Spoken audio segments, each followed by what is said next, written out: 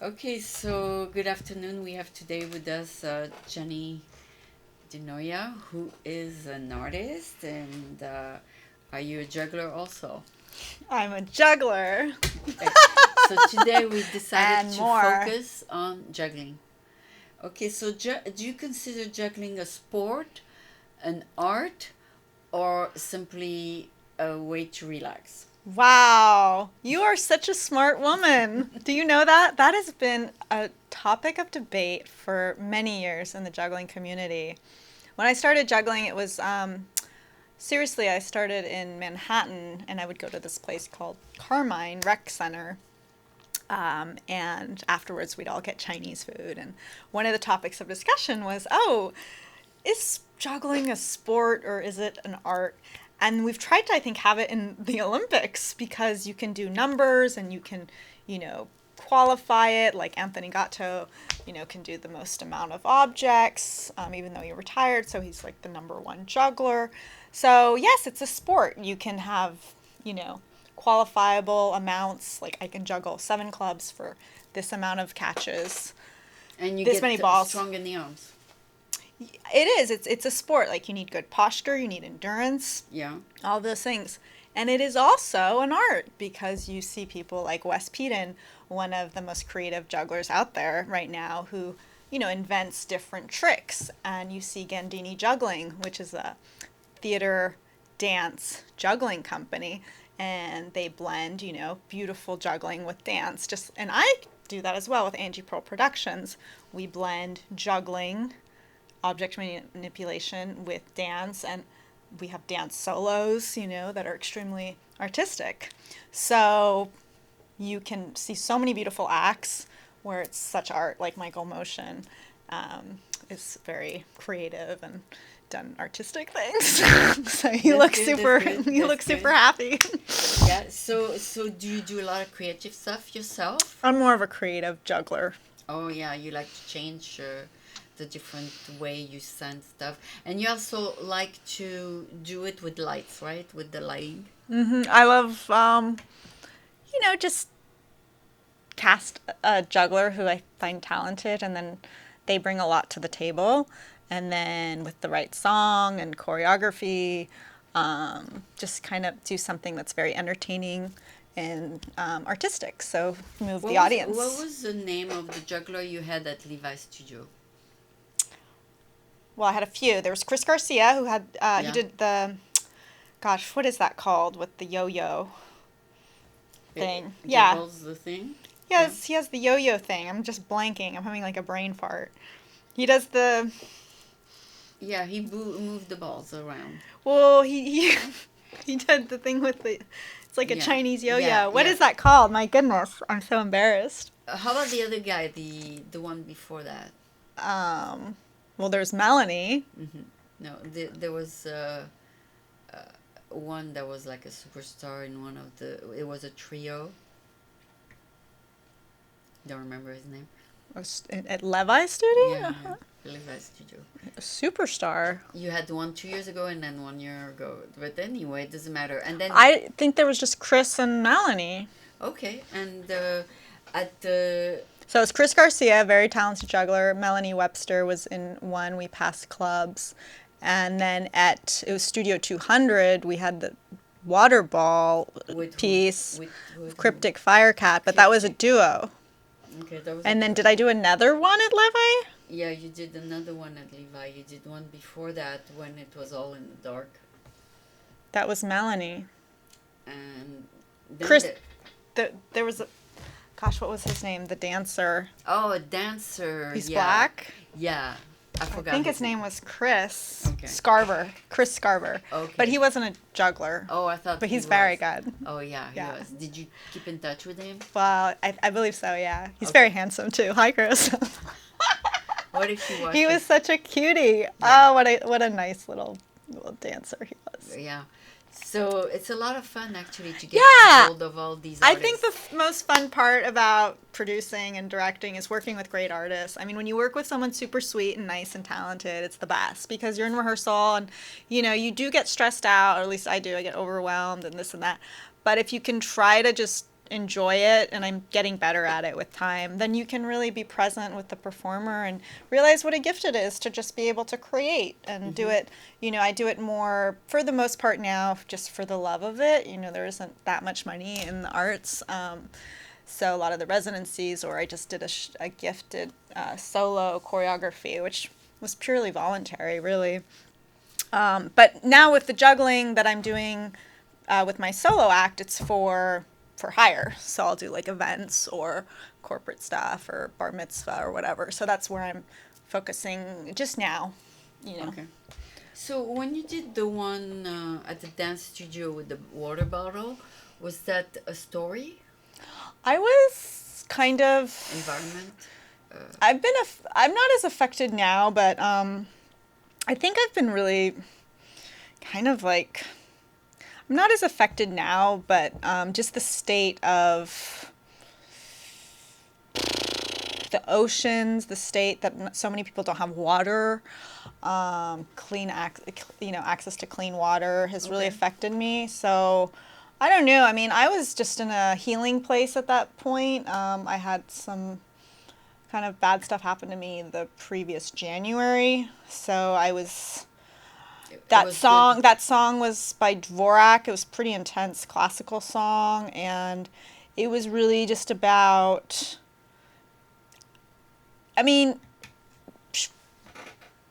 I don't even remember what I told Cryptic at the time, but there's a lot of there's a crisis around water and plastic bottles and plastic going into the ocean, and the water is getting dirty, and we're putting plastic in the ocean, and people don't have clean drinking water. It's really heavy.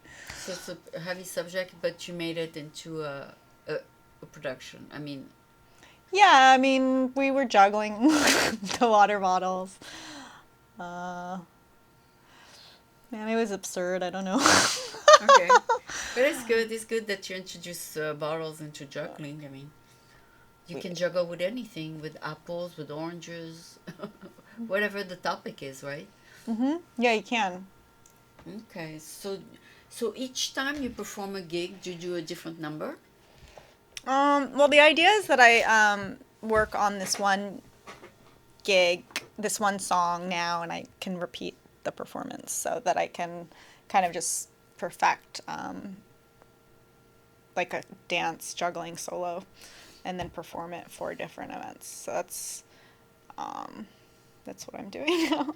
And then like the piece I choreographed with Chris Scarver and Melanie, which was an LED act. Like when I was in LA, I told my partner, like, listen, I want to just reset that same skit on you and like another dancer or whatever. We can recast it, because I'm like, I already worked hard and it was well done. Why don't I just re-execute that? So instead of like always reinventing the wheel or recreating a new piece, I can look back on the body of my work through video and then restage it just like they do in ballets. So, yeah. Okay, so that's good. So it's just a matter, depending on the venue and depending on the party, the theme can be different, correct? I mean, for a party that's happy, you have to have like a happy choreography. Well, the best thing to do is to make people cry. Why? During a happy event, like if it's a wedding, you just want to like bring out the like violence and. No, you don't want to do that, do you? You don't want to do that? No. A little bit. You can't have them be too happy. Oh, a wedding is happy. Not when they get divorced. They're going to look back. But they'll rewatch the videos and be like, that bitch. So it's a good thing I warned them, you know? We'll do a whole skit about prenups. And like, I hope you got your prenup. Did you ever think about doing something like that? The prenup act? Yeah. I think it's a great idea. Okay. The best thing is to just surprise them. No, I don't know. That would be funny, though. I really like comedy, though. I think, like, life can be really sad and depressing and heavy. So, like the best medicine is comedy. Have you heard that? Yeah. Comedy is the best medicine. But if you broke your leg and you go to the hospital, I hope your doctor doesn't tell you a joke. Oh. Sometimes the best medicine is medicine. Oh, okay. Okay, so yeah, to lighten up, it's better to do something funny. I think laughter does really help, though. Yeah, I agree. It dispels negativity. Okay, so I hope, so do you have any new gig coming up? The new gig is I'm working on, well, it's a very common song that's done like ad nauseum in street performers shows and comedy shows, but it's Eye of the Tiger, Survivor. If anyone's seen Rocky, it goes dun dun dun dun, and it's a really funny song, and then I'm just kind of like dancing and juggling to it, but I still drop, like, even though I think I can juggle really well certain things, like I know how to do a cascade and I know how to do my doubles, and I'm working on this one trick. I'm like, okay, I'm not going to juggle 4 clubs. I'm going to do my basic skills, and I still will drop. Okay. So I got to, like, the amount you have to practice for performing versus what you can do in practice is crazy different. Like, you just get more nervous when you're performing, so you need to, like, know it more than you think. So I got to practice more, but that's what I'm doing now. And is Dolores Park the best place to practice when the weather is good? I think wherever you are, that's the most convenient and that you enjoy. So I think one factor is weather. So you want a place where there's no wind, because if it's too windy, then you can't really juggle. You don't want rain unless you like you want to like have a roof area or something, but and then you don't want it too hot or too cold. But San Francisco is never too hot or too cold. But so it's good. And then you don't want it to be sunset unless they have like lights around you. Okay. Like you want so daytime. 1 p.m. Dolores is the time you go? I don't actually go there that often. I went there I think twice, but it's really fun. Okay. So everyone in San Francisco, Dolores Flow, Sundays at about 1 o'clock to maybe 6. I don't know. Okay, and to get hold of you, what's the best way? Well, angiepearlproductions.org. You can watch some videos of my past work. And Angie Pearl Production on YouTube. Right. And for, if you're interested in body work or energy work or a coaching session on how to be as, following your dream and bright and shining and happy as you can be while dealing with challenges in life, then you can also schedule a consultation with me over email, the yoga room, or actually you can just email me at jenndinoia@gmail.com, JENNDINOIA@gmail.com, or my phone number. Okay. All right. So thank you. It has been a pleasure to interview you, Jenny. I hope that your career as a producer will go further, and that we'll see soon your best production ever. Thank you so much for being here. Oh, may I say something? Sure. I just want to say thank you, Mom, because you've always believed in my art. Even when I was a young child, you'd buy me art supplies, and you would give me guitar lessons. I remember I was like 7, and I was with this like heavy metal guy, and we would like do guitar. Who was that? Do you remember him? No, I don't remember. Do you remember the song? Anyone watching? We're not gonna take it. No, we ain't gonna take it. We're not gonna take it anymore. Okay. We would sing that together. It was so funny. He was like such an 80s rocker. Okay. I thought that was funny that I had these lessons with this like, probably, I don't know, this guy that was probably like I'm teaching a 7-year-old guitar, and I'm grateful that you've always believed in my art making as an adult and my productions. You're definitely one of my biggest fans, and I just love you so much, Mom. Love is a double-edged sword where you hate them and you love them. Have you ever heard of that? So sometimes I just want to like grab you and shake you and be like, oh my God, you're the most annoying woman on the planet. All right. Happy And Mother's then other Day. times, is that what it is? Is that about Mother's Day, Jenny? All right. Okay. Yay! To all the moms out there. Have a great day. Okay. Thank you.